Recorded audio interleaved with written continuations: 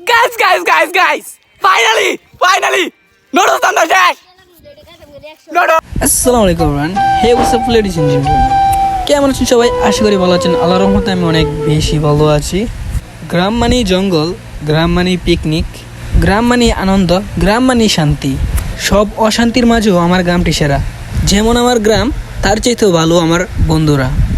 তার জন্যই তো বেশি কষ্ট না করে এক কথায় রাজি হয়ে গেল পিকনিক খেলার জন্য।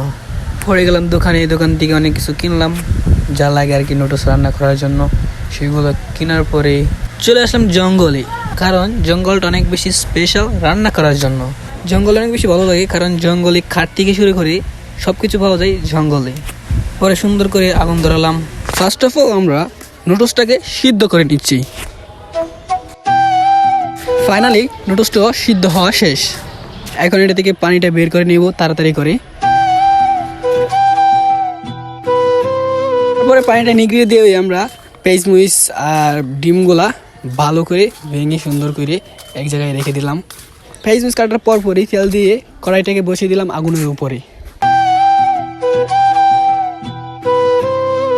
তেলটা গরম হইতে না হইতেই ডিমগুলো দিয়ে দিতেছি কড়াইয়ের মাঝে, কারণ ডিম আগে ভাজতে হবে।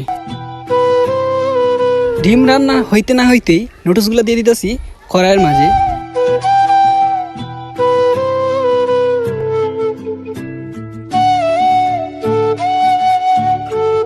ফাইনালি নুডলস দেওয়া শেষ।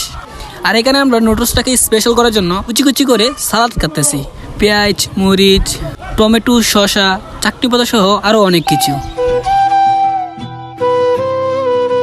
ওইগুলো কাটতে না কাটতে নুডলসগুলো অলরেডি হয়ে গেছে। আর আমি অনেক বেশি এক্সাইটেড কখন রান্নাটা হবে।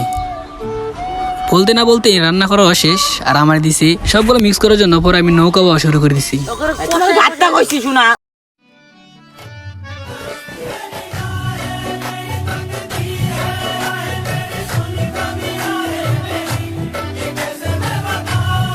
কড়াইয়ের ভিতরে নৌকা বাইলে কুদান কাইতে হইব, এটাই স্বাভাবিক। যাই হোক, পরে তাড়াতাড়ি করে সুন্দর করে মিক্স করলাম।